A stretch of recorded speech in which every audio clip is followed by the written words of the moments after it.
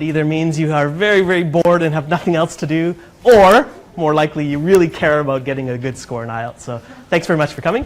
Thank you very much. Big welcome to all of our friends on Facebook. Hope you can see me. Wherever you are in the world, if you're on the beach or if you're here in Hanoi or somewhere in Vietnam, good to have you here. Thanks for joining us. Today we're going to have a little bit of fun. I won't make it too boring, I promise. I'll try and make it as fun as I can. And today I'm going to give you some tips about writing. But I'm not going to give you the normal boring tips about plan before you write and blah, blah, blah. I'm going to try and give you some practical tips to get a 7. So that's my goal for you, is a 7. And I hope you'll get at least that or more. So today I'll talk about 5 secrets, 5 specific secrets about getting a 7 in both Task 1 and in Task 2. Towards the end, I'll give you some recommended books and websites, which I find quite helpful, and I'm sure they'll be helpful for you too. And most of all, we'll have lots of time at the end. We'll have about half an hour for any questions at all about writing, whether they're little tiny questions or huge life-changing questions. I'll try my best to answer any questions at all.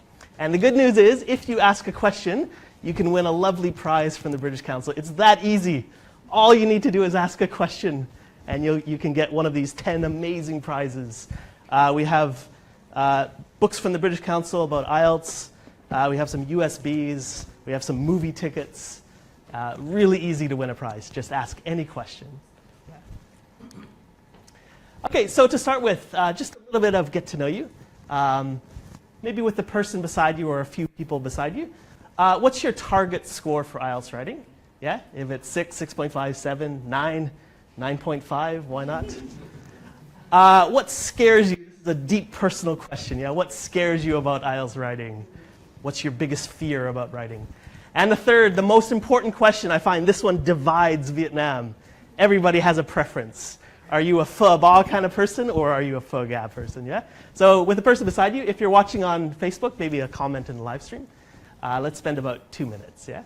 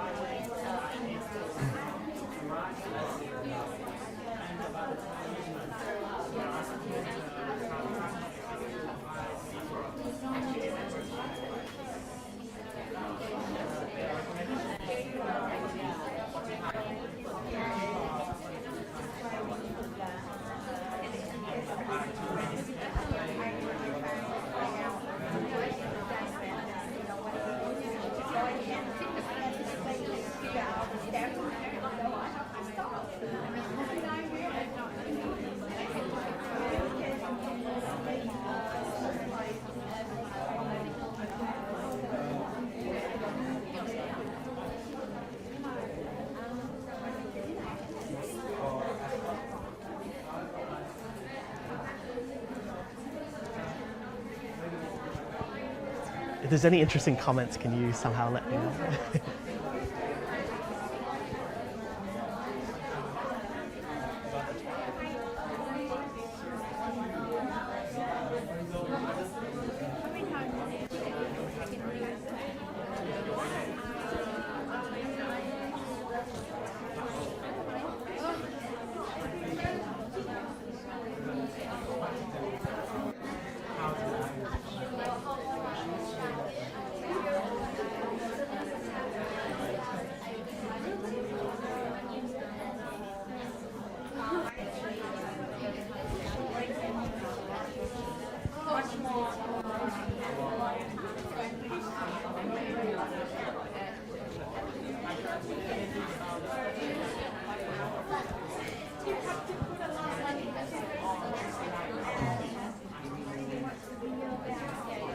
Okay.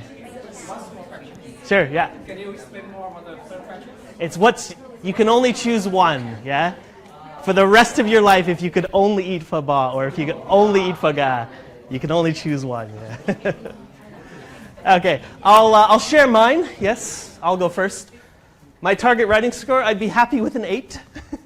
I'd be happy with an 8. It's pretty hard, yeah. I'd be very nervous about running out of time. Yeah, I'm a very slow hand writer, so I'd be very happy with an 8, personally. What scares me about writing? Time. It's really hard to do everything in 1 hour. I'm the kind of person who likes to overthink, so I worry I just spend half of my time thinking. So that's what scares me. I'm probably not the only one. Yeah. And for me, I'm a classic, I'm a traditionalist.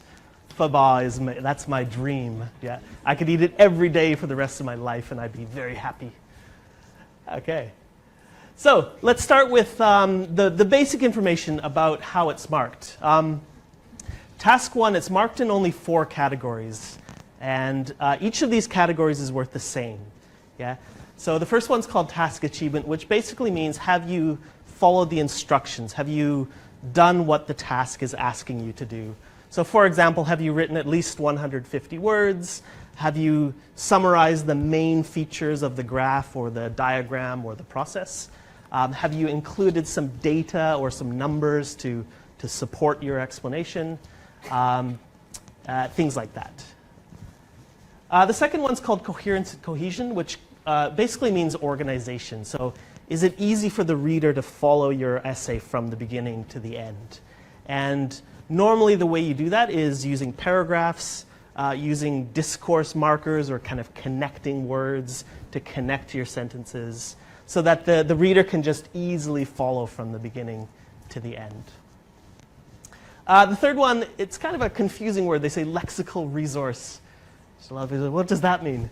Basically, it just means vocabulary. So are you able to use a wide enough range of vocabulary to summarize this graph? And the fourth one is called grammatical range and accuracy, which means can you use a range of different types of sentence structures? Can you make not too many mistakes? It doesn't have to be perfect even for a 9. You're allowed to make a few mistakes in a 9, but not too often for those mistakes. Task 2, it's quite similar. These two are actually exactly the same between task 1 and task 2. Organization, there's only one slight difference which relates to paragraphs. So paragraphs in task 2, are a little bit more important than task 1 because task 2 is a longer essay. Task 1 is only 150 words, so paragraphing is not as important, but task 2, it's a little bit more important. Otherwise, everything else is exactly the same. And the big difference for task 2 is the first category is called task response, which means how well have you responded to the question. So how clear are your ideas? How well do you explain your ideas, etc. But really the big difference between task 1 and task 2 is the first category. IELTS is very transparent. Yeah, there aren't any big secrets. A lot of people ask me, so what are the secrets to getting a 7? I say there are none. It's all right here. And they say, I know, but what are the real secrets? I say, there are none. Trust me. But IELTS does have copies that you can download for free. So if you go to these 2 websites, it should take you directly to the PDF. And it's a little bit complicated. It's a little bit boring. I'm not going to lie.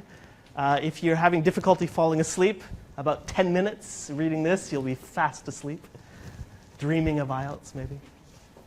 So my advice is don't try and read everything. If you try and read from 1 to 9, it's just too much information. So maybe think about your goal. If your goal is, say, a 7, maybe read 6, 7, and 8. Yeah, but if your goal is a 7, why would you read 2? Right? It's obviously much below your goal. And if your goal is a 5, why would you read 9? So think about your goal, maybe 1 above and 1 below. That's enough. So the first secret, this one relates to task 1. And IELTS calls it a clear overview.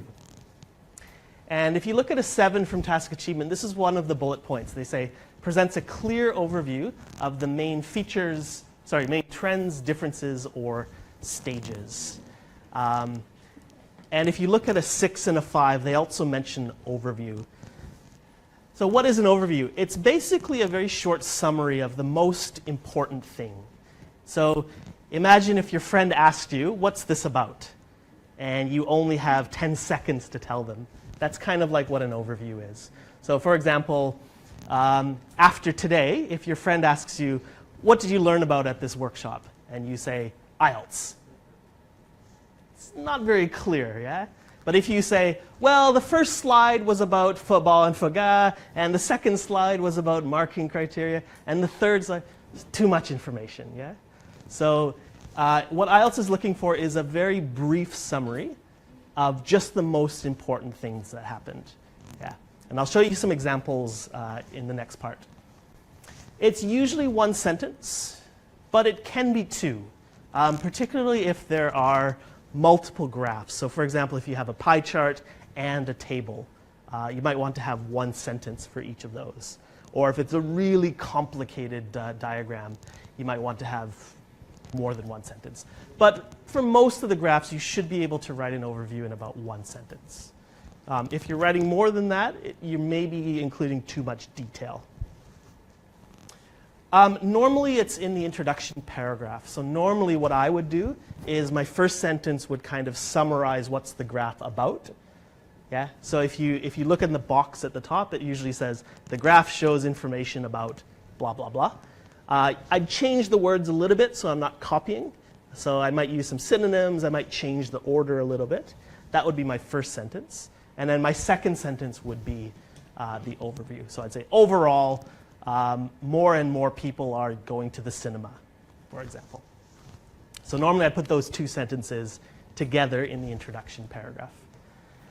And here's the most important thing of the day, yeah? If you only listen to one thing, this should be it. If you don't have a clear overview, it's a maximum 5 for task achievement. So even if you have a brilliant, beautiful essay, but you're missing that overview, you're stuck in the 5 for task achievement, which means you need to get higher scores in the other 3 categories, which is hard, yeah? So it's a really important sentence. It's not easy to write because you need to understand the graph first. So it will probably take you a few minutes to understand what's happening and then write the overview sentence. I'll show you an example, yeah? And I'll show you a bad example, a good example, and a great example. So this is the graph. I hope you can see it okay. It's basically about telephone calls in the UK. Very exciting topic from 1995 to 2002. And we have 3 different categories, 3 different types of phone calls. Yeah. So before I show you the examples, maybe just have a think. Yeah, you don't need to share with your partner. Just have a think about what's the most important thing that you see. Yeah? Just spend about 30 seconds thinking.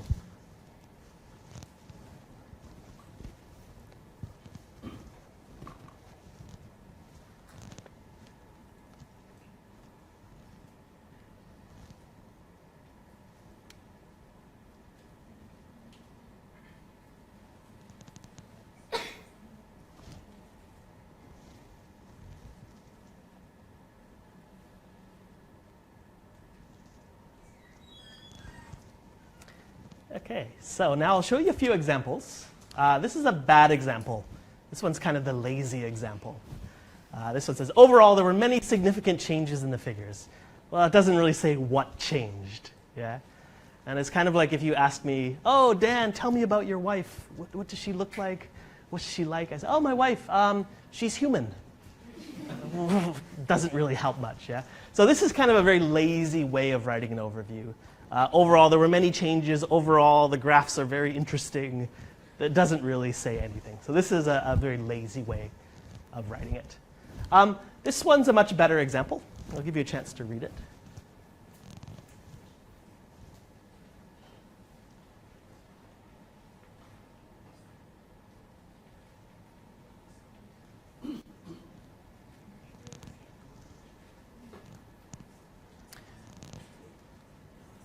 So this one's much better, and I'll explain some good features. So here they say the duration of national and international calls, so that's this one here, increased. And, and mobiles, so these two increased. And I know they did increase differently. So mobiles increase kind of exponentially, yeah? Whereas national and international increase gradually. But for the overview, you don't need to be that exact. It's okay just to be general and say they increased. Yeah? We can talk about the differences later in the body paragraph. But for now, it's okay if we just say increased.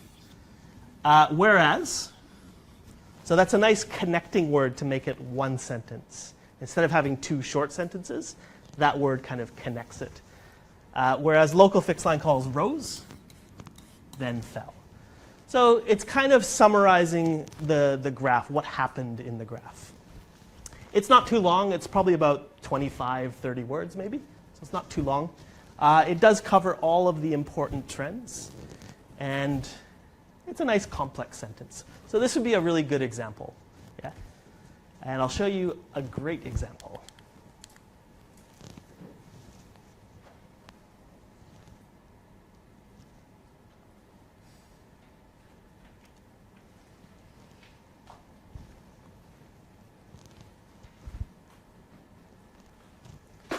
So this one's probably even better than the last one.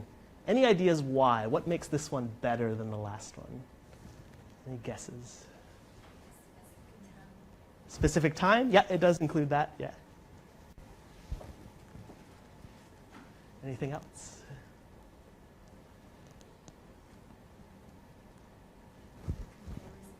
Comparison, good. So if you look at this first part here, it says, local fixed line calls were still the most popular in 2002. So this is quite interesting because it tells us what was the highest.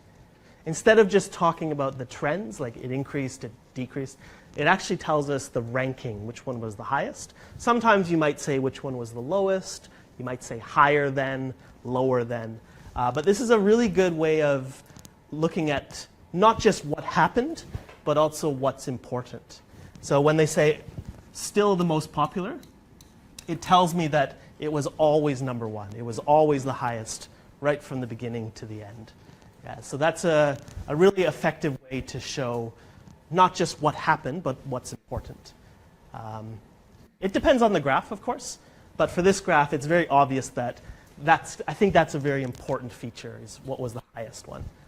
And then the second part, they kind of summarize the trend in a really efficient way. They say the gap between them, so the difference between these ones, the gap between them had narrowed, so they became much more similar towards the end. So it's a really nice, efficient way of summarizing. But the thing that makes this one great is it's not just the trend, but it's also the ranking. So when you're planning your overview, maybe think about, is it possible to include both in the overview? However, if it takes you 15 minutes to write one sentence, it's not worth it. It shouldn't take you more than about 4 or 5 minutes. If it is taking you more than that, maybe you're overthinking. I know this is beautiful and amazing, but it doesn't have to be perfect in IELTS. It just has to be good enough. Yeah. So don't spend too much time on the overview, but maybe have a think about what's the highest, what's the lowest, higher than, lower than, etc. Okay, your turn. A little bit of practice. Yeah. This is a chart about radio and television audiences in the UK. Another fascinating topic. Way back in December 1992, when people still listened to the radio. And this chart is interesting because it's hours in the day. Yeah. So it's from 6 o'clock in the morning until 6 o'clock the next morning. And we have two lines. This little dashed line is for radio, and this big dashed line is for television. Yeah. So with a partner, you don't need to write anything, just talk together. For our friends on Facebook, maybe just write a little comment if you have some time. What do you see as the most important thing that happened here? Okay. Let's say about 2 minutes with a partner, please.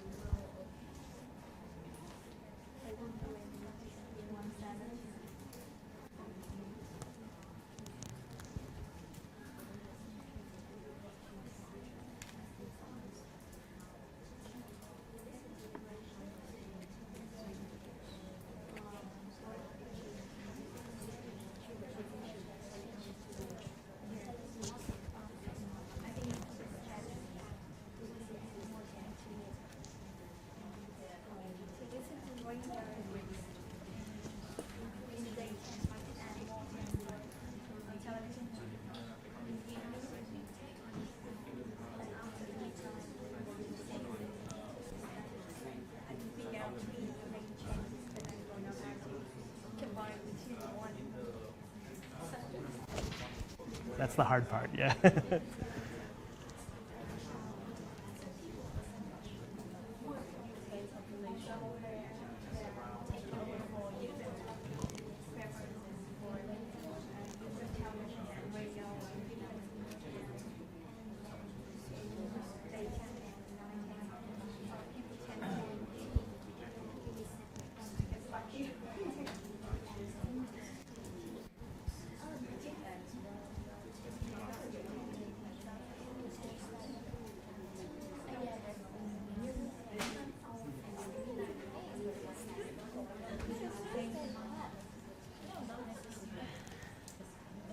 Okay, if you are brave and you'd like to volunteer, I do have 2 prizes. Yeah, I have a Collins Keywords for IELTS Advanced, an amazing read. It's a very interesting story. No, it's kind of like a dictionary of useful words for IELTS. And this one is the IELTS Essential Guide from the British Council. A very long read. It's about 500 pages of goodness. Yeah. So if you're feeling brave, just tell me your overview, and if it's not horrible, you can win a prize. Yeah. It's pretty easy. Yeah. Any volunteers?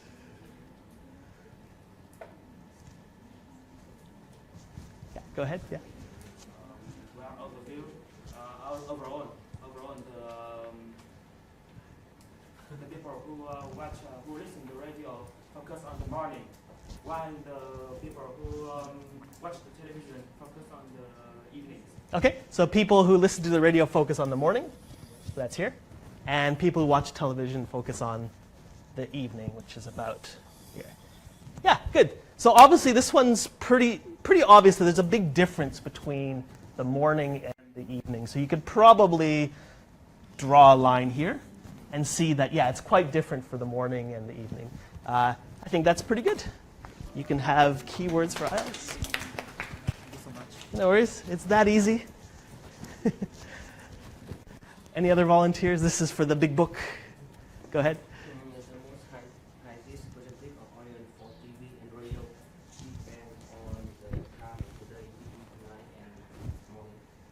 Okay, for radio from, okay. Okay, and how about for television in the evening? So you might say, what's the highest point in the evening? Audience for TV and radio depends on the time of the day. Okay. 9 and morning.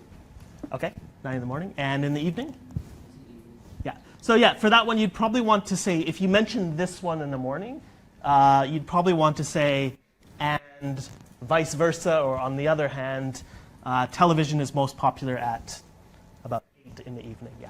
So it's good. You've caught basically the peaks of each of them. Yeah. And yeah, I think that's a really good overview. So congratulations. Happy reading. So the interesting thing is, for an overview, you can have 100 different overviews. There's no one correct answer. So don't worry if you're practicing and yours is different from your friends. It's okay, because everybody sees something different. And there's no one correct way to write an overview. So as long as it's significant, as long as it's true, you're not making up data, then it's fine. Yeah.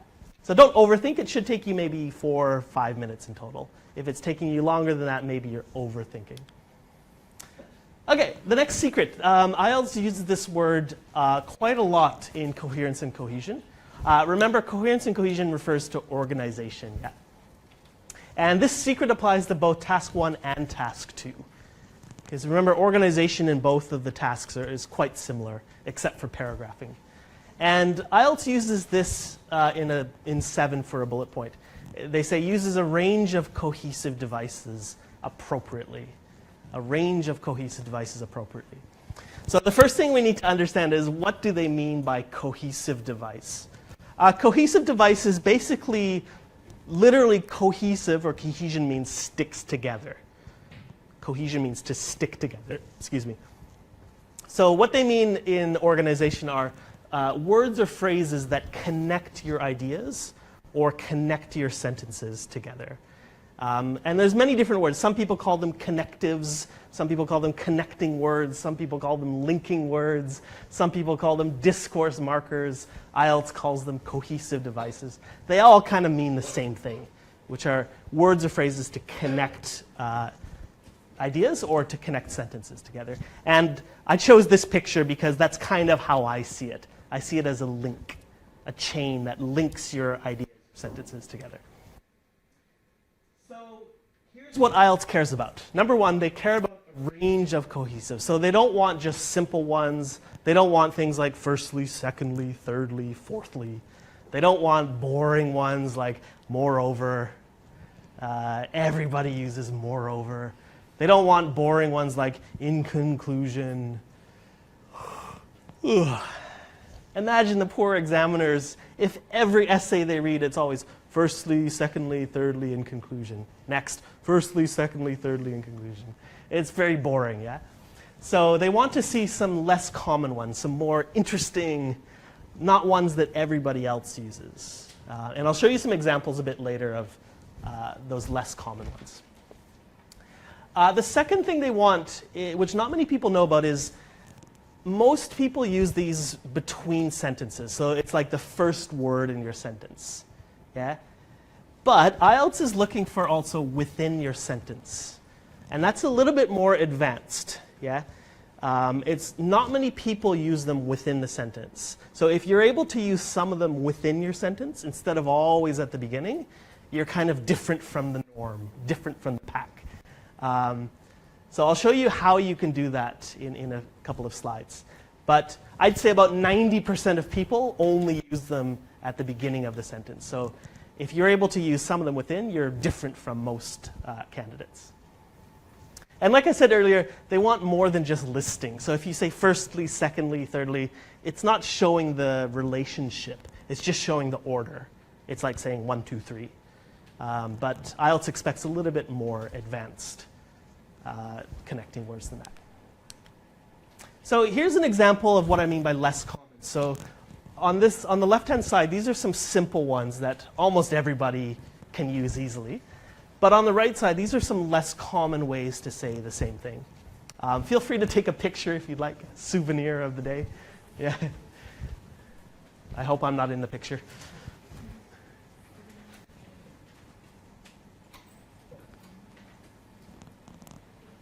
Now, you don't have to use all of these, yeah?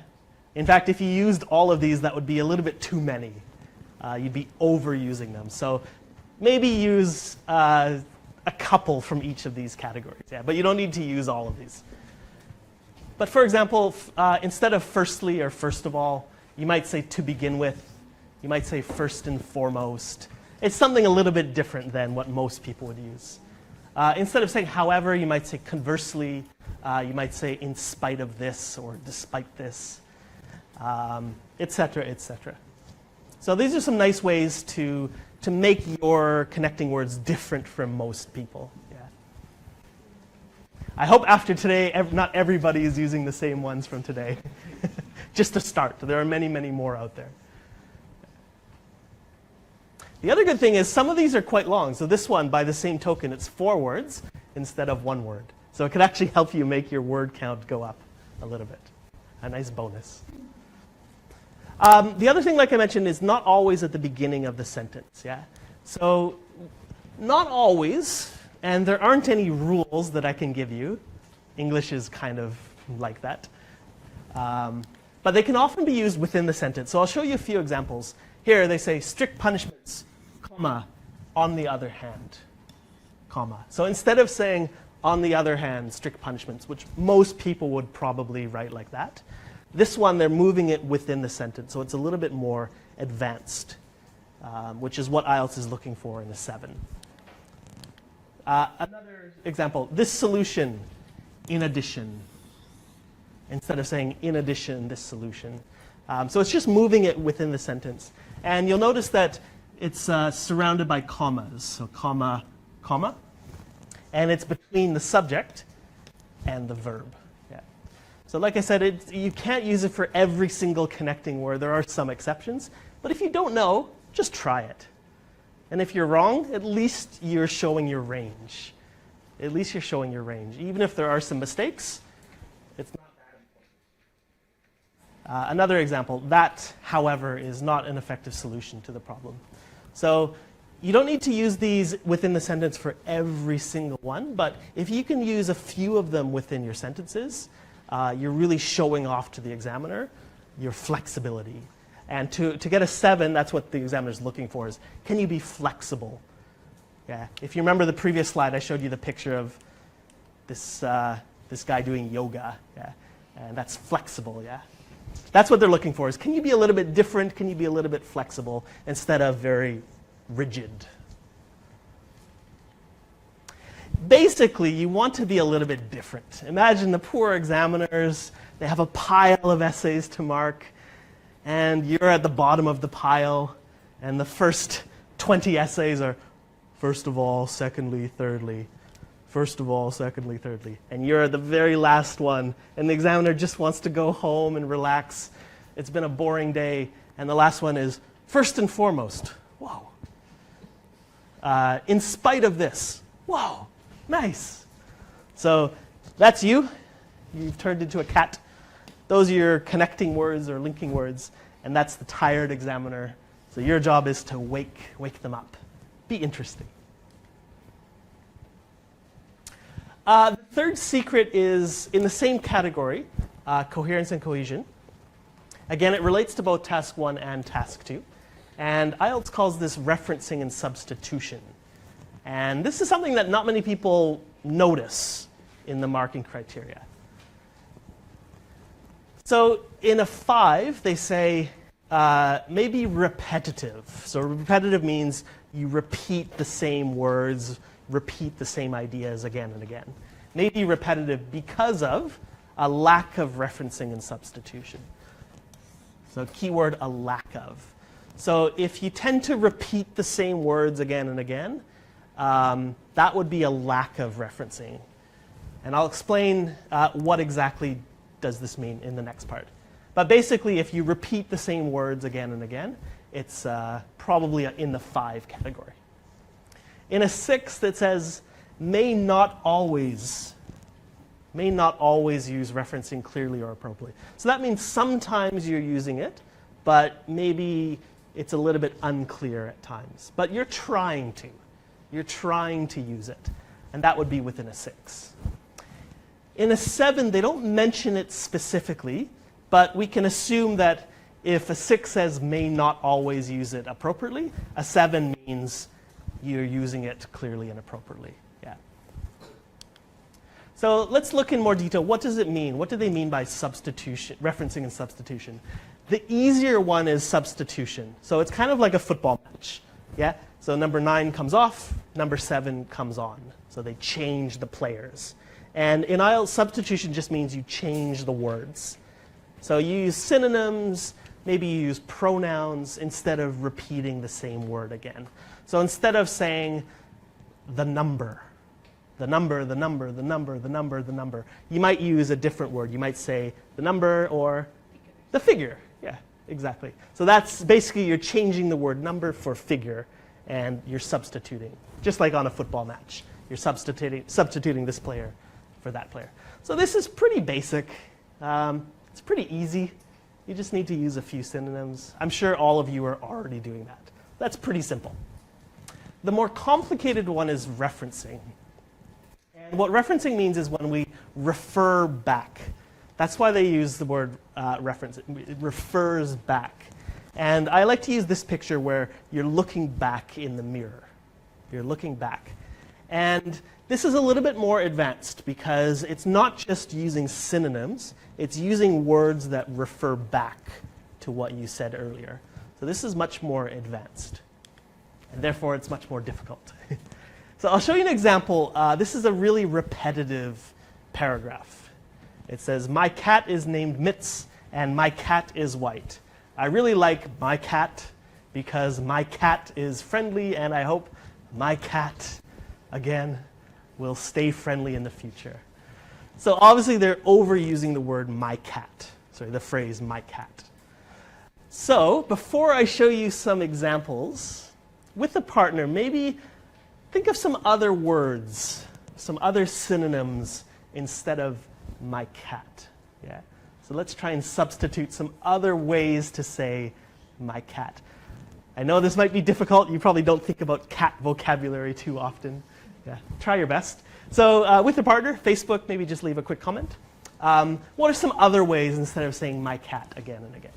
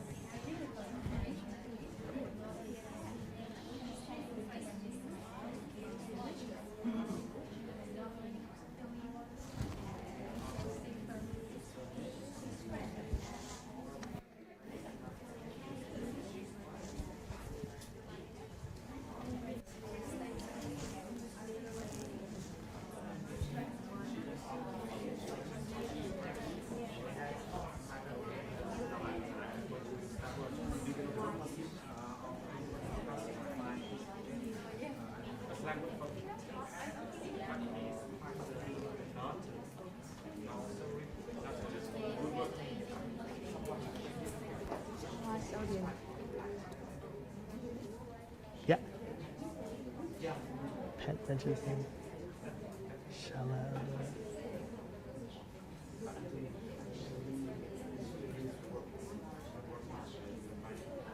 Okay.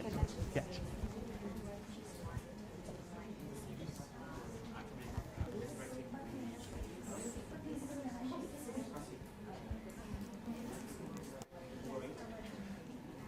Okay, so now you have lots of cat vocabulary.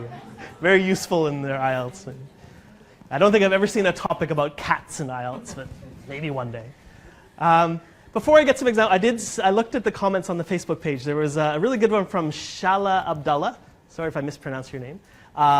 So using she or it. And that one's interesting because a pet, should you use it like a thing, or should you use he or she like a person? It depends. Normally, I guess in Western culture, people are very close to their pets. Most people would say he or she. It just depends how close you are to your pet, I guess. But yeah, you could use a pronoun like she or it. You could use the cat's name. You could use Mitts maybe again. Okay, any ideas from the audience? What else could I use instead of my cat? Yeah. My cat's name is white. It's white. I really like my pet. My pet, good. Because he or she is friendly, and I hope my dear friend or my dear buddy will stay friendly in the future. Good. My dear buddy. Oh, that sounds very nice. Yeah, good. Yeah, excellent. Any other ideas for my cat? Yeah. Yes, my cat's name is Miss, and she is white. I really like her because Miss is friendly, and I hope my kitten will stay friendly in the future. There you go. Good. So she, Mitt, my kitten instead of my cat. Good. Excellent. Here's a test. What's the adjective of cat? Wow, amazing. Who said feline? Was that amazing? You have really good cat vocabulary. I'm impressed. So I'll show you in my example. This is my example. My cat is named Mitz and she is white. Yeah. So like a few people have said, I really like my pet. I think that was the same. Because my kitty, I'm a very emotional pet owner. My kitty, like a kitten. Yeah. And I hope my feline friend, so there was a test of your vocabulary. Feline is the adjective of cat. Don't write it down. You'll never need to use it again in your life, I'm sure. But in case you're curious, what is the adjective of cat? So this is an example where I'm just substituting these different words instead of repeating my cat again and again. So that would be the basic way. Now, to be a little bit more advanced, you'd probably want to use some referencing. And some examples of that are pronouns like we used it, she, they, etc. This is actually a very powerful word, this. You can also use this and a noun. So you might say this or this cat, this person, this or this idea, etc. I'll show you an example. Some people think that the government should pay for education, and I agree with this, or I agree with this view. So instead of repeating, the government should pay for education, it's referring back to that idea. Yeah. But in a much more efficient way. It's only one word, or here it's 2 words. Some other things you can do, you could say the former. So if you talk about 2 things, the former is the first one, and the latter is the second one. You can only use it for 2 things. So if you have 3, it doesn't work. Yeah, you'd have to say the former or the latter only for 2 things. That one's very useful in task 1. So if you talk about, say, the price of gold and the price of silver, you could say the former was $10, the latter was 20, instead of saying silver and gold again. Another one is respectively. So respectively you could use for 2 things, or you could use for 3 things. I wouldn't use it for more than 3, because then it's a little bit complicated for the reader. So if you say the price of gold, silver, diamonds, and platinum were $10, $50, $100, $200. Whoa, whoa, whoa, whoa. Which one's which? So I wouldn't use it for more than 3 things. Here's some other useful phrases. That of. Yeah. The price of gold was $100, while that of, instead of saying the price of again, that of silver stood at $50. So instead of repeating silver again, sorry, instead of repeating the price again. Here's an example of respectively. The price of gold and silver rose to $100 and $200 respectively. If you're referring to a point in time, you might say from this year onwards, or from this point onwards, or from this period onwards, instead of saying the year again. Another one you might say is the reverse, if something is opposite. So if you remember the example about radio and television, you might say radio is most popular in the morning, while the reverse is true for the afternoon. Yeah, or while the opposite was true for the afternoon. So instead of referring to the word, you're referring to the idea. Some other useful phrases for task 2. This is like a nice thesis statement here. This essay will discuss 2 reasons why I agree with this view or this viewpoint. In your body paragraphs, when you're explaining, you might say one reason for this is, one such example of this. This one actually has 2. It's a double reference. One such example of this is. One way of explaining this is, an interesting example of this is, this may be true to some extent, but, etc., etc. So you can see it's a little bit more advanced than just changing the words, substituting the words. So if you're able to use some of these referencing words or phrases, you're really showing off your advanced organization. Yeah. And like I said, not many people know about this in IELTS, and not many people use them in my experience. So you'll be different from the norm. So it's a good idea you came here tonight. Yeah. Okay, the next secret relates to task 2 specifically. And IELTS uses the word position. To get a 7 in task response, one of the bullet points is presents a clear position throughout the response. And a position, what's another way to say position? Any ideas? Stance, I heard, yeah. Opinion, yeah. Outlook, yeah. Point of view, perspective, etc., yeah. So IELTS is, for task 2, if the question is asking for your opinion, IELTS wants it to be clear, and they want it to be clear throughout the response. So it shouldn't change. Sometimes you see really strange essays where at the beginning it says, I strongly agree, and then at the end it says, I strongly disagree. Like, what happened? So it should be clear throughout the response. I chose this picture. I'm not sure if you can see it clearly, but for this picture, this person says it's a 6, and this person says it's a 9. So obviously, 2 different viewpoints.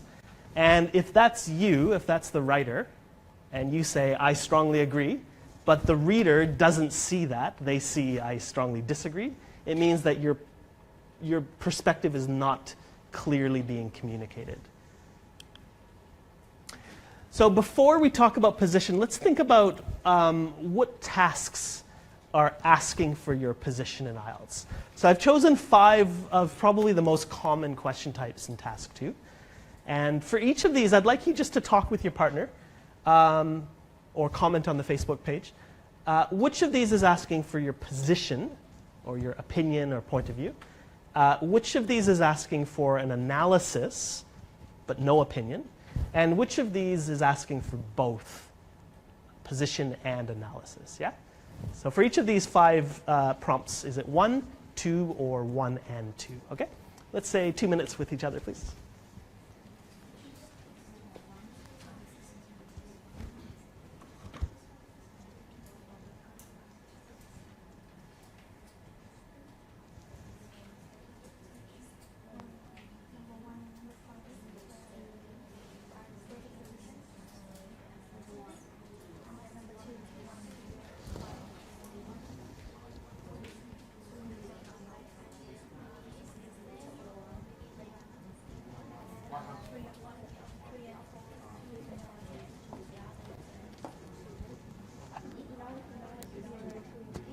One and 3.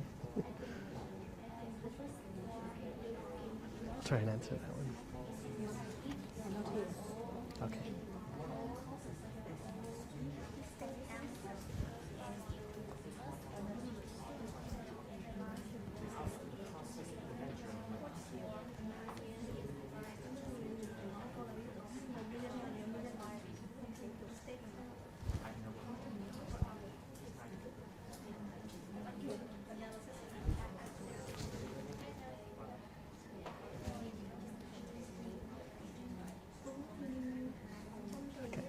Chang. Okay, thanks.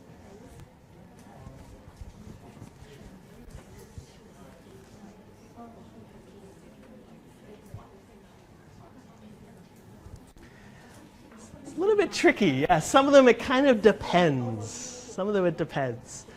So I just looked at the Facebook comments. Thanks to Mr. Chang. Thanks for your comments. I think you got most of them right. Let's go through them one at a time and see what I think. The first one, to what extent do you agree or disagree? Is that 1, 2, or 1 and 2? It's just 1. Yeah, they're asking for your opinion. And your opinion is how much do you agree or how much do you disagree? Yeah. Pretty simple. The second one, not so simple. Do the advantages outweigh the disadvantages? 1 and 2. Okay. It depends. It depends how you write it. So the way I would write it, which I think many people would probably do the same thing, is my first paragraph I'd talk about the advantages. So I'd analyze what are the advantages. And then my second paragraph I'd analyze what are the disadvantages. But I do need to answer the question overall. Right? It is a yes-no question. It's do. Do the advantages. So I need to have an answer, yes they do, or no they don't. So overall, I would give my position. So probably in the conclusion I'd say, overall, after considering both, I argue that the advantages are stronger than the disadvantages. So it's 2 with a little bit of 1.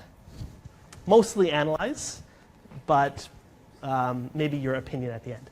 However, you could, if you wanted to, you could just argue for one side. So you might just say from the beginning, the advantages outweigh the disadvantages. And here are some reasons why. So you could make it mostly position with a bit of analysis. It just depends on your style. Yeah? I think the easiest way is analyze, overall, answer the question. That's the way I would write it. But you could kind of argue one side, I guess. The third one, discuss both views and give your own opinion. 1, 2, or both. It's kind of the same thing. It's really the same essay. So discuss both views, that would be analysis. And then at the end, give your own opinion, that would be position. Yeah. So it's kind of the same structure, really. Number 4, what are the causes of this and what measures could be taken to solve this problem? Analysis. Good. They're not asking for your opinion. They're not asking, is it good, is it bad? It's just analyzing. Oh, sorry. Thank you. Just number 2, just analysis, yeah. So they're not asking for any position at all. And the last one, is this a positive or a negative development? 1 and 2? Yeah. Just 1? It depends. Again, it's quite similar to this one where I could analyze what are the positive features, what are the negative features. Overall, negative. Or I could just choose one and I'd say, here are 2 reasons why it's positive. Again, if it were me, I'd probably be more balanced. I'd look at positive and negative, kind of like this one. But it is possible just to choose one side. But I would recommend maybe being more balanced.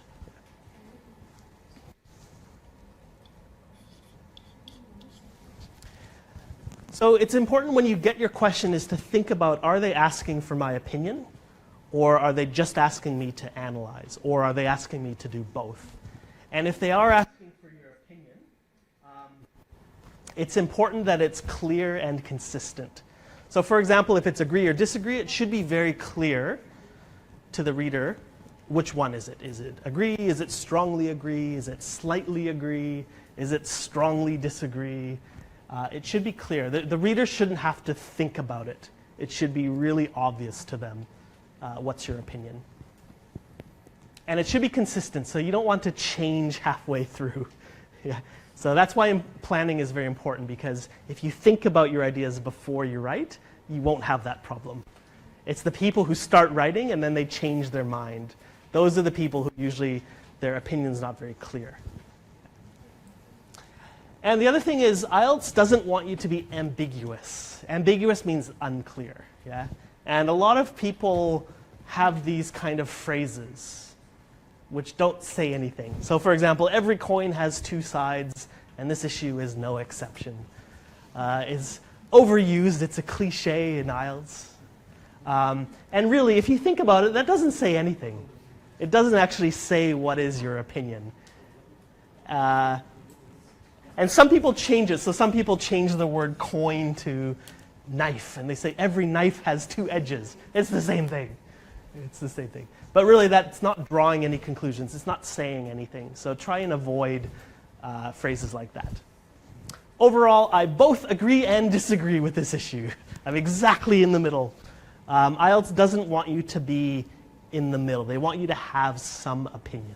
It doesn't matter how strong your opinion is. It doesn't matter if you agree or disagree, as long as it's clear. But IELTS hates it when people say, overall, I don't know. Or overall, it depends. Or overall, I both agree and disagree. That's kind of lazy, I think. The next one, this is a serious issue in modern society which needs to be addressed. If it's so serious, why are you wasting your time doing an English exam? Go out and solve the world's problems. Don't spend 3 or 4 hours doing your IELTS exam. Go out there and solve the world's problems. The government needs to take action. Call the Prime Minister. Oh, no phones allowed in IELTS, I'm sorry. But basically, overall, be careful with these phrases because they don't actually give your opinion. And IELTS wants you to have a very clear opinion. So try not to sit on the fence. Sit on the fence means you're exactly in the middle. You're very neutral. If it's asking for your opinion, make sure it's clear. Examiners don't care what your opinion is as long as you have an opinion. The last secret is a tricky one. It's hard to improve, yeah? This one just takes a lot of time and effort. It relates to less common vocabulary. So this is the same in both task 1 and task 2. Yeah, it's exactly the same. And one of the bullet points in 7 is uses less common lexical items. Lexical items, words or phrases. That just means words or phrases. Less common lexical items with some awareness of style and collocation. So this is a really complicated sentence.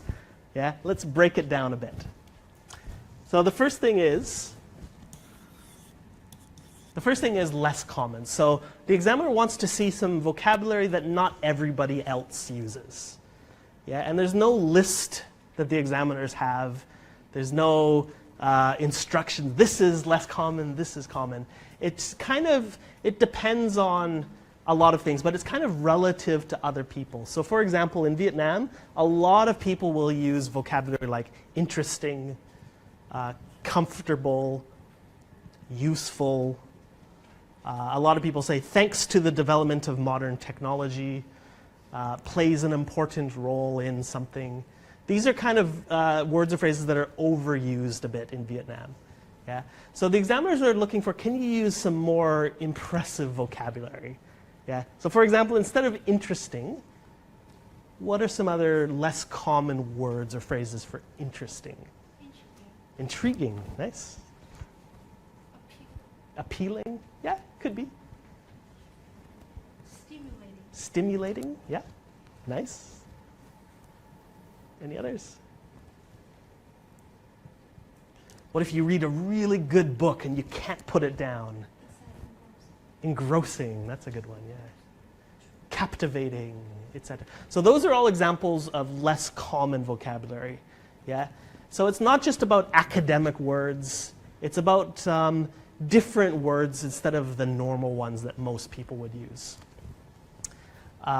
In writing, the examiners are not looking for idioms. That's not really appropriate for writing. That would be more for speaking, so probably not idioms in your writing. And the second one is some awareness of style and collocation. Style and collocation. So style means kind of how formal or how informal is your vocabulary. So in English and in many languages, the vocabulary you use for writing is not always the same as what you use for speaking. Yeah, so for example, if you use an idiom in writing, it's a little bit informal. So you want to use vocabulary that's formal or academic, but not too formal. If all of your words are long 13, 14 letter words, and even the examiner doesn't know what it means, and they have to open a dictionary and says, what does that mean? Oh, new word for me. Then maybe that's a little bit too formal, yeah? So you should be aware of your style. It should be formal, but not too formal. Academic, but not too academic. And the second one is awareness of collocation. So collocation is when words often go together. And I'll talk about that a bit later with some examples. Basically, your job is to be a vocabulary ninja. Yeah. And unfortunately, there aren't any shortcuts. It takes a lot of effort, a lot of practice and hard work to remember those words or phrases. But there are some things that can help you. So there's this website which I think is really useful. It's called visuwords.com. And I'll see if it works on here.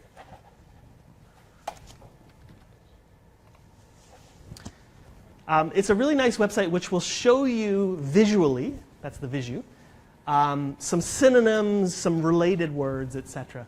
So for this one, I put in interesting.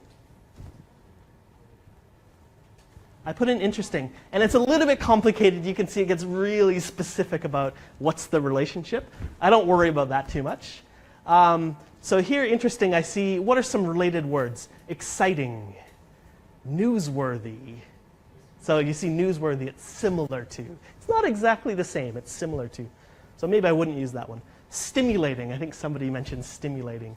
Intriguing, absorbing, engrossing, fascinating. So the closer it is, the more similar it is. But if you notice, this one's a little bit far away. It's getting further away. Maybe a little bit less related, yeah? It also teaches you some opposites. Uninteresting. That's easy. Some other word forms, like here's the adverb, interestingly, etc. So it's a really nice way to kind of expand your vocabulary, but it's easier than reading a dictionary, I think. The only thing to be careful of is they're not exactly the same. So you can't just use this word or this word. There are little differences between them. Like here, for example, newsworthy, that's kind of, you know, interesting that it would be in the news. But I wouldn't say, oh, my girlfriend is such a newsworthy person. No, it's kind of different. So you have to be a little bit careful. You might need to still use a dictionary with this.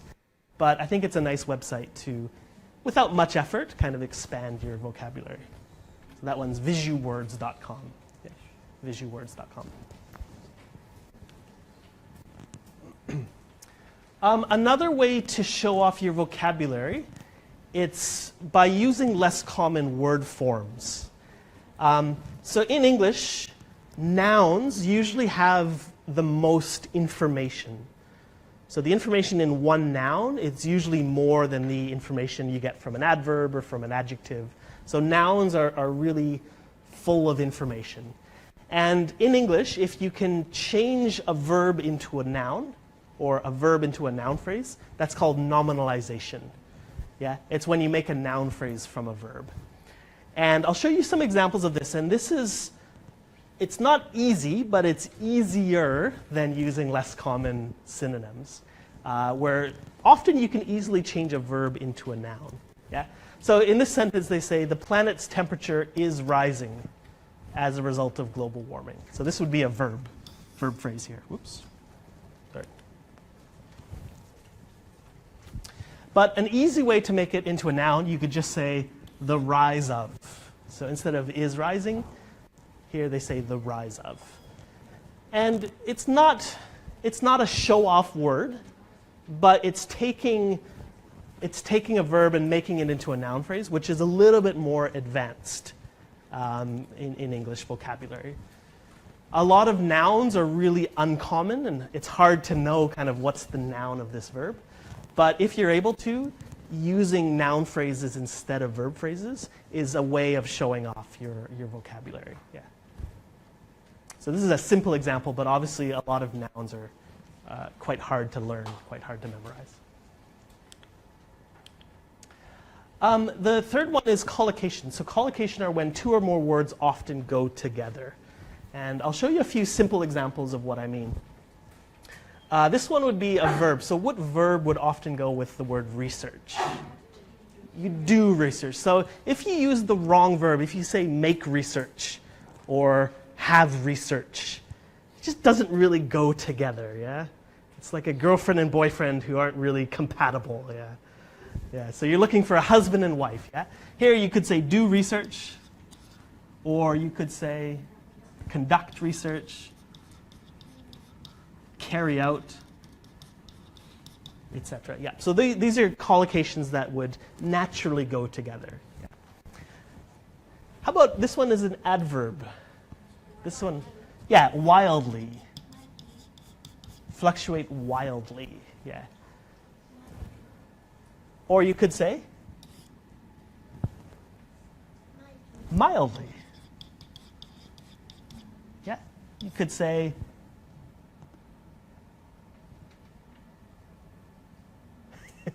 that's it. Maybe dramatically, etc. But if you say fluctuate slightly, it just doesn't really work, doesn't go together. It just sounds a bit strange, yeah? Fluctuate gradually, slightly. It just doesn't work. Yeah? How about this one, an adjective for issue?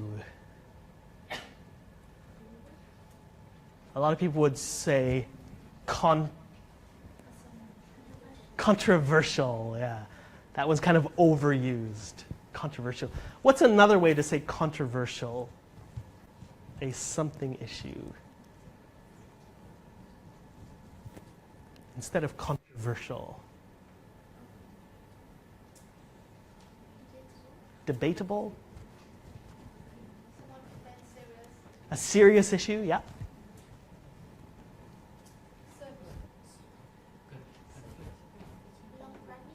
Okay, so this is a tricky one. Now, it's a hard thing to do. If you look in the dictionary, and if you're looking for other collocations, it's kind of tricky. So these are two websites that can help you with collocations. The first one is called ozdic.com, and the second one is called Just the Word. And I'll show you some examples for issue. Let's use issue as an example.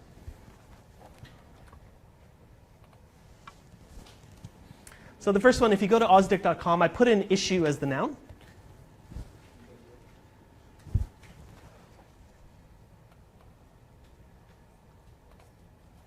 And quite easily, you can see we have a big issue, a burning issue, a central issue, a critical issue, a crucial issue, an important issue, a key issue, blah, blah, blah. This one for controversial, that's a nice word, contentious. A contentious issue, a thorny issue.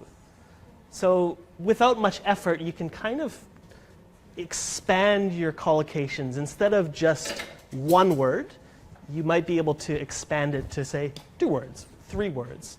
And by doing that, you're showing your flexibility. And again, a 7, it's all about showing your flexibility. You have to be a little bit careful because, like visual words, it doesn't tell you the difference between them. Yeah, so for example, the difference between a vital issue and a major issue. It doesn't tell you here. So you might still have to use a dictionary to notice the difference between them. But it's pretty easy for a lot of examples. If you know this word, controversial, then this word contentious, obviously it's related. Yeah. So it's I think it's a pretty easy way to expand your collocations. The other one is called just the word. This one's a little bit more technical. Oh, looks like it's down. I must have crashed the server. Okay, I'll try that one a bit later. But it's a similar idea. This one is a little bit more technical, and it shows how common or how less common the collocation is. So I'll try that one a bit later. I guess the server must be down. But if you can, when you're learning a new word, if you can also think about the collocation, if you can expand your collocations, then that's another good way to show off your vocabulary to get a 7. Again, there's no shortcuts. It's a bit of hard work. But I think these websites can help you make it a bit easier. And speaking of some recommended websites, so I have a list here of some websites that I think are quite good for writing. The official IELTS site has lots of materials for teachers, but as a candidate, there's some good stuff in there. So you don't have to be a teacher to click on teachers. But there's lots of good practice essays, sample essays with comments from the examiners. It's not just for teachers, for candidates too. The official IELTSasia.org has some good materials. British Council has some good materials as well. DC IELTS I think is quite good. Dominic Cole IELTS. He has videos, he has practice activities, etc. IELTS Liz I think is amazing. She has full videos. She covers every skill in IELTS. Lots of good video lessons. IELTSadvantage.com has some really good practice activities as well. IELTS Academic, IELTS Buddy is good for task 1. Whoops.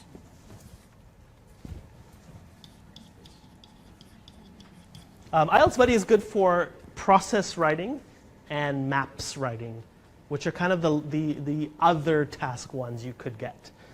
They have some really good lessons about that. And IELTS Blog as well. So these ones I think are my personal favorites. If I had to choose only one, I'd probably choose British Council. If I had to choose only 2, I would probably choose IELTS Liz. I think she has some amazing material. IELTS Simon, I hope Simon's not watching on Facebook. IELTS Simon, there's one thing I don't like about Simon. It's when he writes sample essays, he always says band 9, right? And it's kind of like, according to me, I'm the most handsome man in the universe, according to me. But if you actually look at the criteria, not all of his essays, I think, would be a 9, particularly for organization. So if you remember earlier today, I said you want to use a range of discourse markers, a range of linking words. He often uses first of all, secondly, for example, in conclusion. And he rarely uses them within the sentence. They're almost always at the beginning.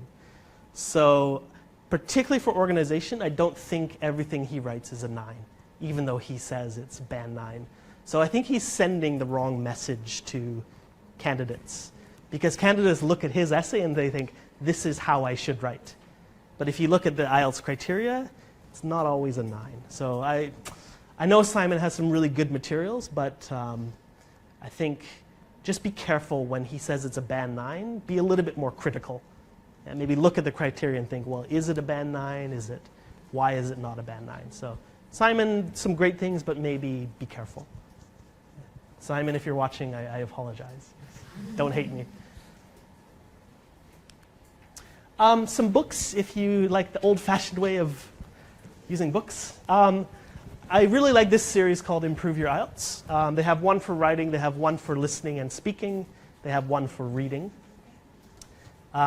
Really good practice activities to improve your writing over time. So if you have a lot of time, if you have a lot of energy, I think this is a really good book. If you don't have much time, if your test is tomorrow or next week, don't use that one. Use this one.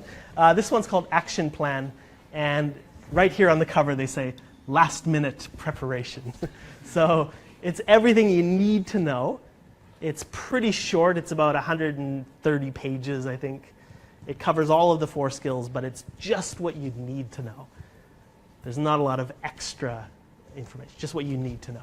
So this is great if you don't have much time, or if you don't have much energy. I really like IELTS Test Builder for practice tests. I know it's not specifically for writing, but for their listening and reading tests, I think it's really good because the answer key explains the answer.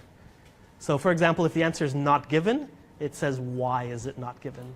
Whereas the Cambridge books, it just says not given. And you say, but I wrote false. Why? Whereas this book will explain the answers. So not so much for writing. The writing samples are good, but I really like this series for the practice listening and reading tests. These ones are a little bit hard to find. Yeah, I don't know where you can buy them in Hanoi. But if you can find them, they're really good because they're official. They're official, straight from IELTS, yeah? There are 2 volumes. There's volume 1 and volume 2. They have a full practice test, and for writing they have about, I think, 3 or 4 for task 1 and task 2. They have sample essays, and they have scores from the examiner and comments from the examiner. So it's a good way to see what do the examiners give these sample essays. Yeah. If you can find volume 2, there's a DVD. If you still have a DVD player, most laptops don't have anymore. There are 3 full speaking tests, so you can see what happens in the speaking test. What does it feel like when you do your test in the room? What score did the examiner give, etc. So if you can find them, really good. This is another good book. It's called High Scoring IELTS Writing Model Answers. Easy to find in Vietnam. It's published in Vietnam. And this one's good because they're honest. They say, based on past papers. A lot of publishers will say things like actual tests or recent tests. But IELTS never releases their tests to the public. So if any book says actual tests, they're kind of telling a lie because IELTS doesn't release them. So at least this book is honest. They say based on past papers. Yeah. So they're similar to IELTS exams from the past. And when they say high scoring, they're actually high scoring. So when I read these essays, all of them are at least an 8. They're all really good quality essays. And it's really good for vocabulary because they have translations into Vietnamese. Yeah. So sometimes when you're learning vocabulary, if it's all in English, it's so much hard work.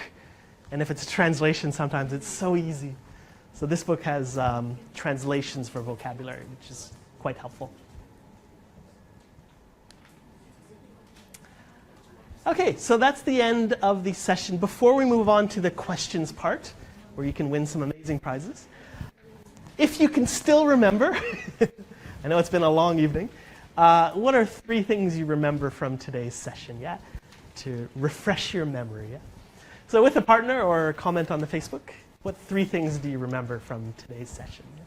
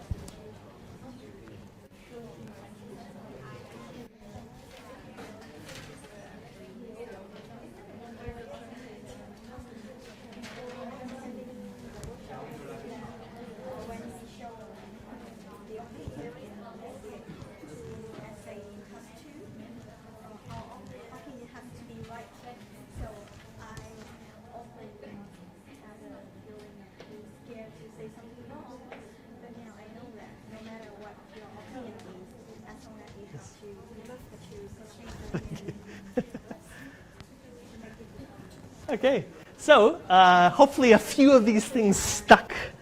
Yeah, I know there's been a lot of information, but at least if 3 of them stuck, then I'm happy. Yeah. So let's review what were the 5 secrets to success. What was the first one? Task achievement, yeah. Second one was referencing substitution. Oh, sorry, range of cohesive devices, yeah. Referencing substitution, yeah. I think we missed one though, didn't we? Before that. Overview, good, clear overview. Really important in task 1, yeah. Really important sentence. We talked about referencing substitution. After that, clear position, yeah. And the last one was, yeah, less common vocabulary, collocations, etc. Good. Okay, now, for me, it's the hard part. For you, I think it's the easy part. Any questions? And remember, if you ask any question, and for our friends on Facebook as well, there'll be some prizes for you if you ask some good questions. So any questions about writing? Yeah. Hopefully it brings the quote by the famous or well-known person into the IELTS writing class. Can you bring quotes from a famous person into writing? You can. It's a little bit tricky because you'd have to memorize them. And it can be difficult to make sure the quote relates to the topic. Yeah. So a lot of people, they might just memorize a quote from Einstein and try and use it for any topic. So it's a little bit risky, I think.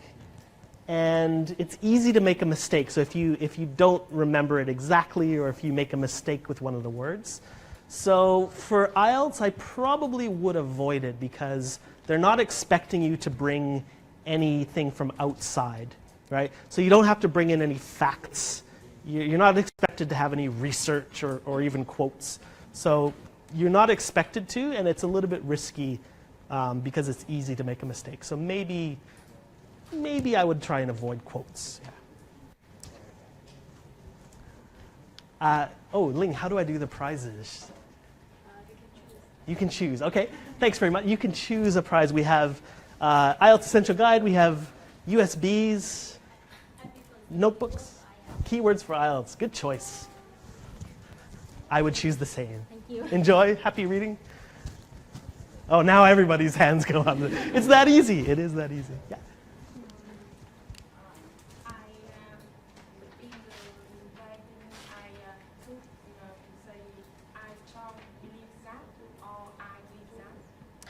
I strongly believe that, or I believe that. It kind of depends on, I guess, how strong your opinions are. So for IELTS, it doesn't matter. It doesn't matter if you strongly believe, if you slightly believe, if you strongly disagree. I think some people think that stronger is better.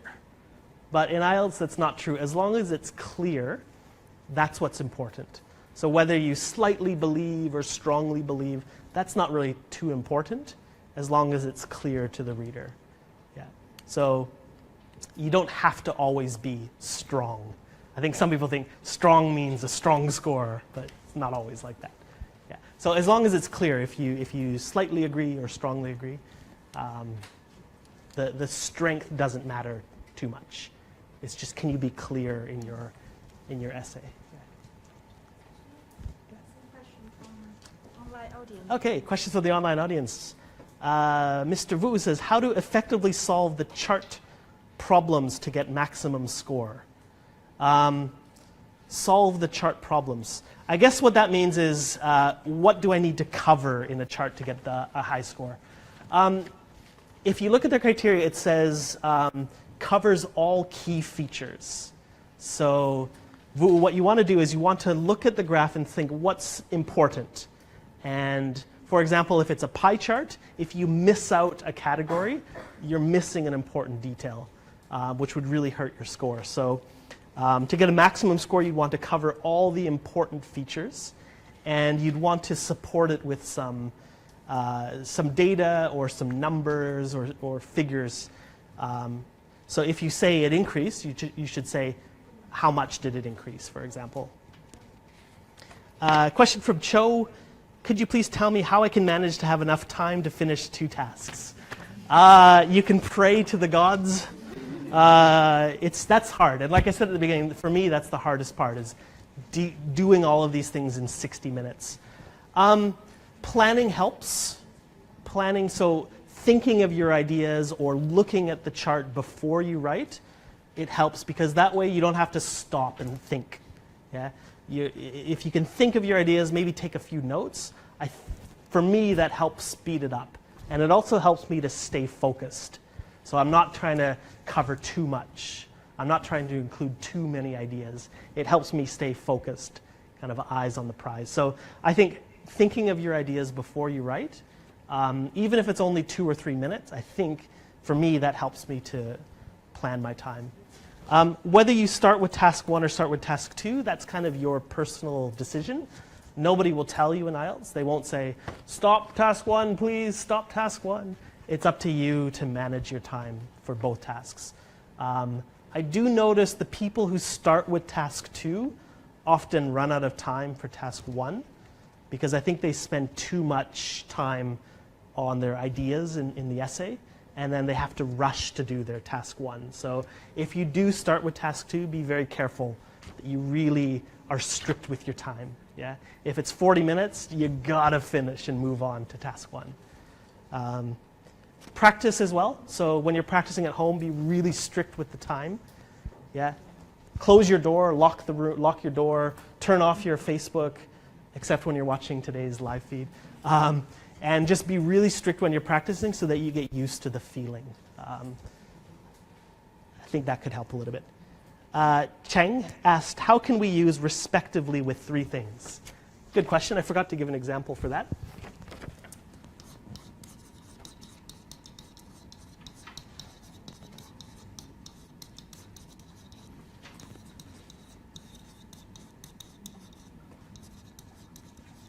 Try and write it here.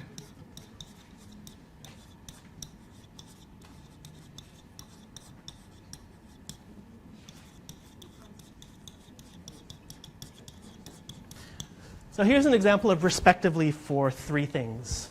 So I'm not sure if you can read my writing, probably not. The price of gold, silver, and copper. Yeah, so let's say gold, number 1, copper 2, silver 2, copper 3, were $100, that's gold, $50, silver, and $25, respectively. I normally use a comma before it. Some people don't use a comma. I'm a traditionalist, I guess. So I would probably put comma respectively. Again, yeah, I wouldn't use it for more than 4 things. So if it said gold, silver, copper, and something, it gets a little bit complicated. So I would just use it for 3 things. But good questions. Thanks very much, Vu, Cho, and Cheng. Great questions. Sorry, I forgot the prize. You can choose any prize you'd like. Oh, this is a popular one. Ling, I think we need to get more of these. Go ahead, yeah. Yes, could you please share your experiences around how to increase the capacity of academic words? Because sometimes I use the words, but I don't know if it is used in spoken English or in written English. Yeah. So there is some difference. Sure. Actually, funny you should mention, because a good dictionary, I'm not promoting Collins specifically, but they actually are quite good because they'll tell you if it's academic. So right here, core, it says academic word. And there are other dictionaries. Macmillan is quite good for that. Oxford has, I think they call them keywords, or the Oxford 3000 or something. So good dictionaries will tell you if it's academic, if it's formal, if it's informal, whereas other maybe lower quality dictionaries wouldn't tell you that information. And that's why you have to be careful. Although I recommended those websites, they don't tell you that information. So you'd have to use them in combination with a good dictionary. And the hard part is to remember. It's easy to learn vocabulary, but it's hard to remember it. So having a good notebook can help you. So you might want to have categories. So you might have like academic vocabulary in one part, speaking vocabulary in another part, so that when you're revising your vocabulary, you can kind of categorize it. But to be honest, it's really hard to remember vocabulary, and to remember, is it formal, is it informal? That's actually quite a lot of effort. But my advice would be get a good dictionary that will tell you if it's kind of formal or informal, academic or not academic, etc. Well, to me, many people recommend using a great newspaper, official newspaper or website to repeat or use the words. What do you think about that? It's great. I mean, the thing about vocabulary is you don't just learn a word once. Like, for it to stick in your memory, you have to see it again and again and again. And there's lots of research. From what I remember, it's something like, I think it's 9 or 12 times. So if you see a new word, it takes about 9 to 12 times for it to really stick. Unless it's like a really important word, like for your job, you might need to see it once. But if it's just a random word like deplete, okay, if I just learn deplete, I'll probably forget it tomorrow morning. Say D something, what was it? But if tomorrow I read a newspaper and I see deplete, I say, oh, it refreshes my memory. So the more you can encounter vocabulary, the more it's likely you'll remember it. So read as much as possible. Newspapers are great, but remember, newspapers are kind of one style. So it's good for vocabulary, but it might not be very good for helping you in your essay. Yeah, because it's a very different way of writing. But yeah, the more you read, the more you can watch or listen, the more vocabulary is likely to stick in your memory, I think. Yeah. Thank you very much. Sure, yeah. What prize would you like? That one. Okay. I think that's the last one. Thank you very much. Actually, yeah, that's how you first. Thank you. I have two questions. Sure. Okay, for IELTS Class 2, Yeah. the exercise with the question is, what are the advantages and disadvantages of something? So in this case, should I just give them the analysis of the advantages and disadvantages, or should I also include my personal viewpoints? Good question. Yeah. So I'll just go back to the slide.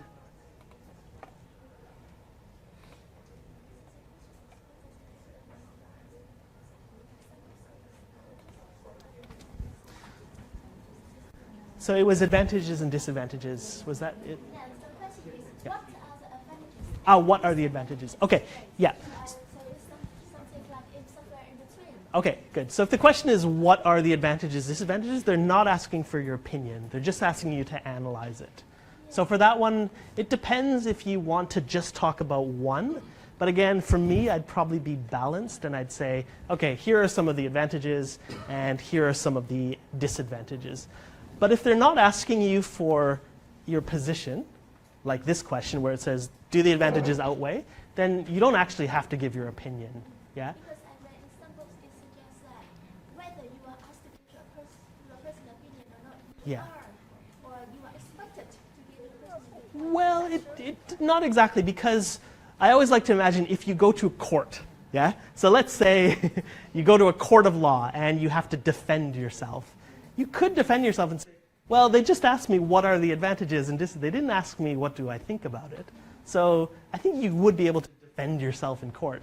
But for this question, if it says, do the advantages outweigh, you would, if you went to court and you say, well, I didn't answer the question, but I don't have to, they'd say, yeah, yes, you do. So I think for what are the advantages, disadvantages, you don't have to give your opinion. But for this question, you do have to give your opinion. So just be very careful when you read the question. Some people skim it, and they might say, yeah, advantages, disadvantages, I know. And they might not notice the do, for example. So just be really slow when you're reading the question so that you don't make a mistake. Yeah. And thank you very much. You're And welcome. my second question is for the IELTS Class 1 on process. Yeah. Sometimes we have a very complicated process, especially for manufacturing process, things like that, and we hardly have a comprehensive understanding of what the process is about. Yeah. So what am I suggesting to do? Good question. Process. So what are you expected to do? Just get my pen. Where did I put my pen? There it is. Okay, so for a process, I think it's the easiest task one. And I'll explain why. A process, they're expecting you to describe what you see. Whereas a graph, they're expecting you to summarize the information. And in order to summarize the information, you need to understand it. Because you need to think about what's important, what's less important, what's a key feature, what's a supporting feature. There's a lot of thinking for a graph. A process, all you're doing is you're summarizing the picture. You're summarizing what you see. So you don't have to understand it. Like if it's a complicated process about how soybeans are harvested, and I see the picture and I say, I have no idea what this means. It doesn't matter that much because I'm just describing what I see. Yeah? So it's a very visual task. And the other thing about process is, the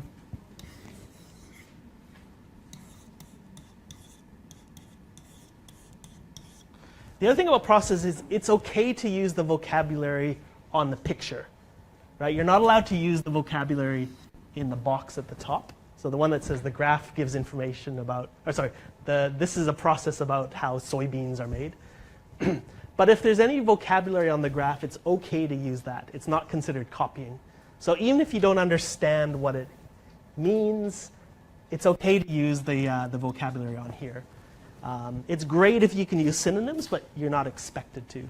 So for process, always remember, they're not testing, do you understand what happened?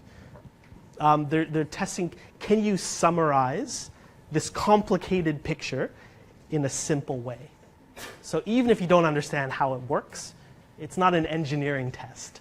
It's just a language test. So don't worry too much about if you don't understand it. Just try your best to summarize what you see.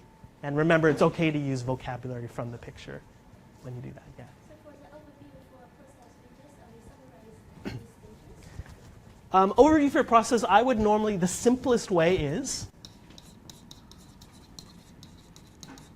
how many stages and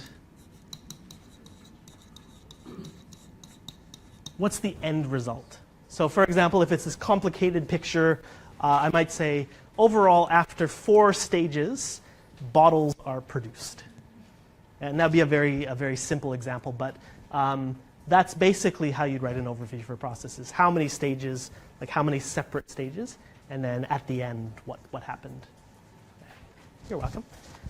Which one would you like? We have USB, notebooks, movie tickets from CGV, IELTS guide. This one? Oh, happy reading. That's going to put you to sleep very quickly. Okay. Oh, a lot of questions. Go ahead. Thank you so much. I'm always struggling with the translation in task 2. So Okay. Can you give some tips to write fast? Yep.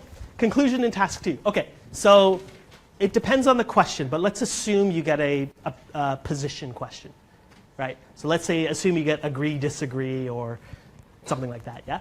The first thing, most important, is what's your overall position? Yeah, so if the question is, to what extent do you agree or disagree, the first thing you need to do is say the answer to the question. Yeah. Overall, I strongly agree that the government should pay for education. So that would be your first sentence. Must be clear. No coins have 2 sides. Clear opinion, yeah? After that, if you want to make it a bit longer, there are a few things you could do. So you could summarize your reasons. So you might say, overall, I strongly agree the government should fund education because, and your first reason was this, your second reason was that. You could kind of summarize your reasons. You could also end it with something like a prediction. So you might say, for example, if the government funds education, children will be more likely to be successful in their future careers, or something like that. Or so you could give a prediction. You might give some advice.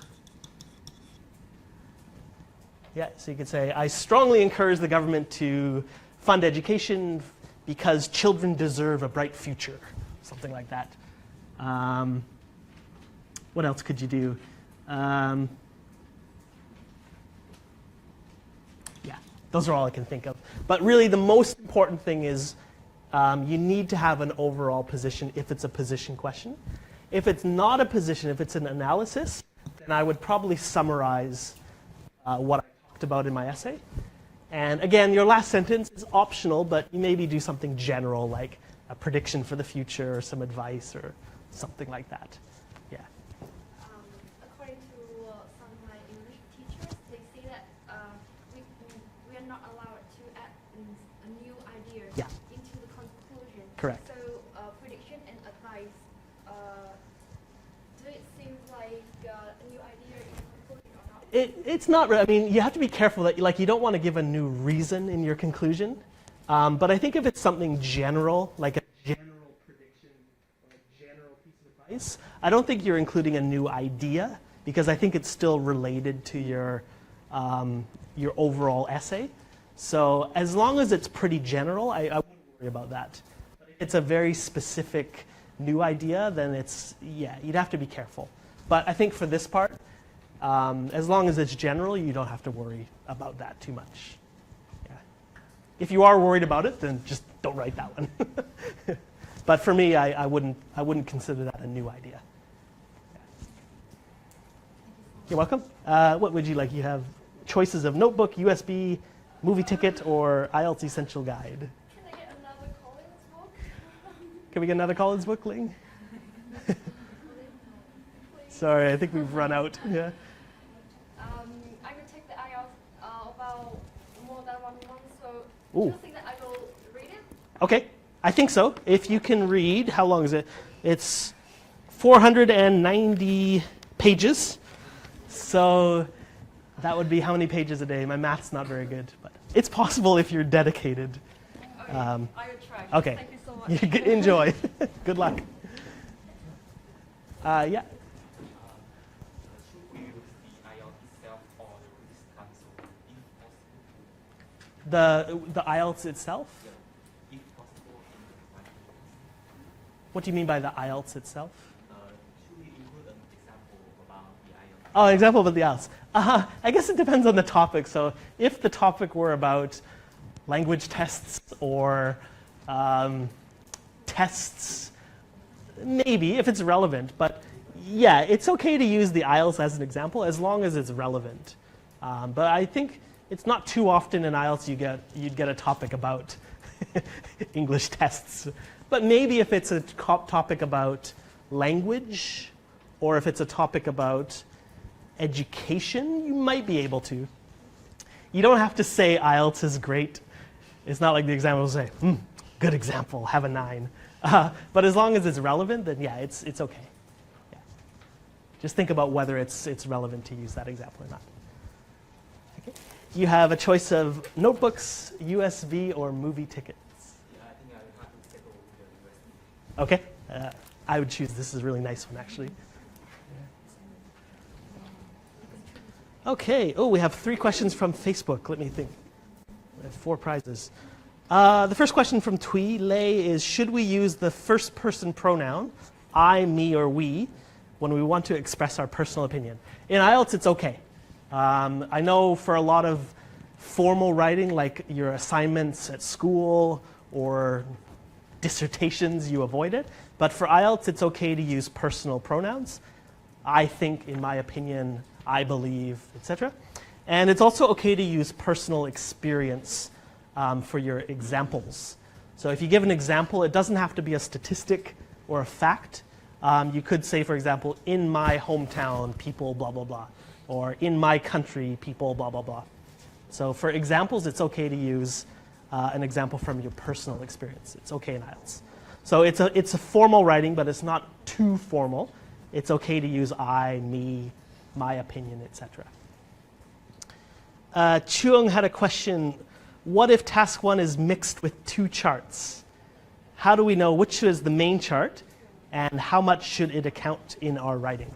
Okay, so if you get more than 1 graph in task 1, you have to cover both of them. Right? If you miss the second one, I think you'll get a 4 for task achievement. You missed a key feature.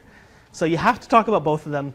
Which one is the main one? Which is the secondary one? It kind of depends. But but it's not that important. You don't need to think about that. As long as you cover the key features for both. If it's a bigger graph, you'll probably write more for that one.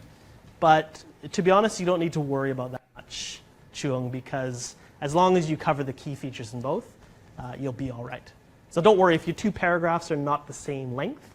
If one is bigger than the other, it's not a problem for that situation. The last question is from Tup Ang. Task 1, for example, requires at least 150 words. Should I write about 200 to 250? Or stick to the 10% rule, which means I should be plus or minus 15 words to the essay's length? Okay, you don't need to write 200 to 250. In fact, it's really hard to. For most task 1s, it's really hard to write that many words. There's just not that much information. So no, you don't need to write more. You won't get any bonus points for writing extra. So no, you shouldn't. I wouldn't try and write 200 to 250 words.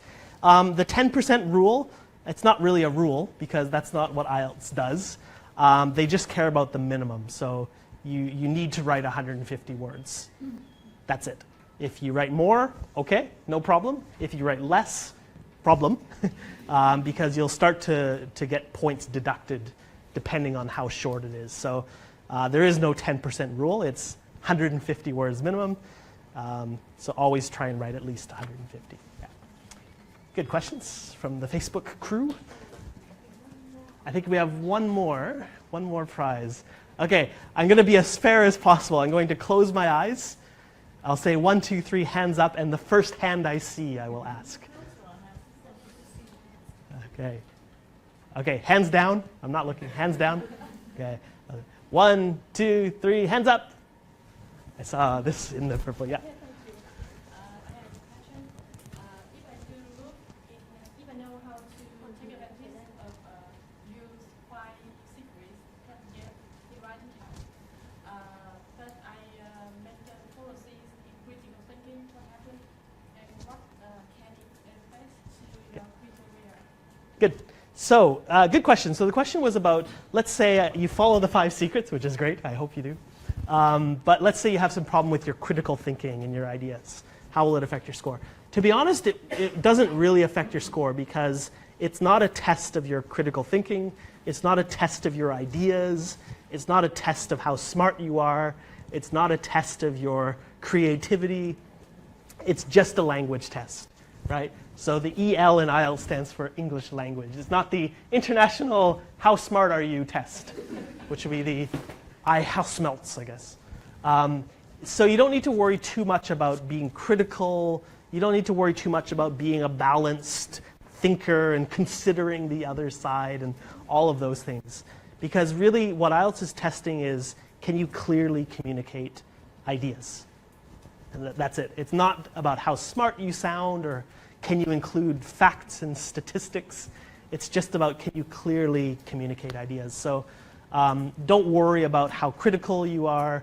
Don't worry about how balanced you are. As long as you can answer the question clearly, that's what IELTS is looking for.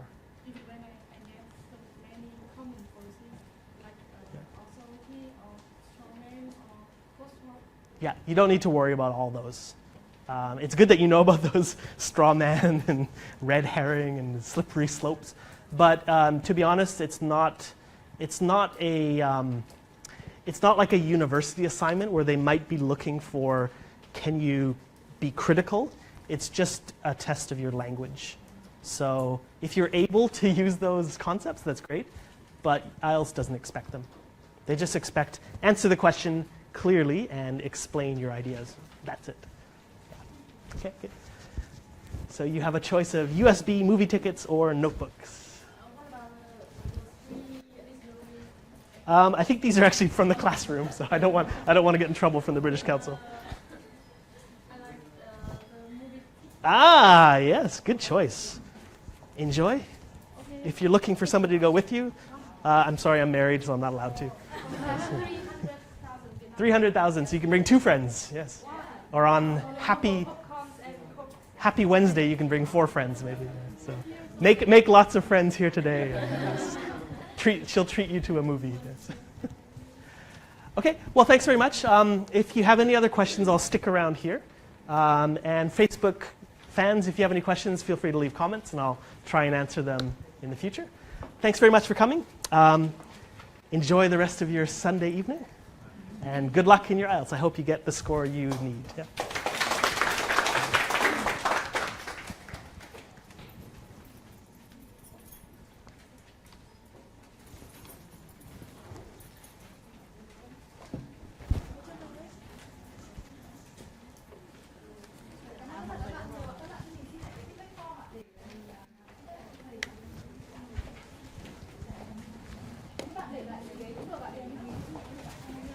Yeah, sure. It's about the discussion essays. It's about if what are the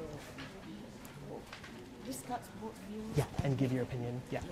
So is there a rule that we should give the opinion that we support first, or we can write in any? There isn't a rule. Normally, what most people would do is they just follow the same order as the box. So for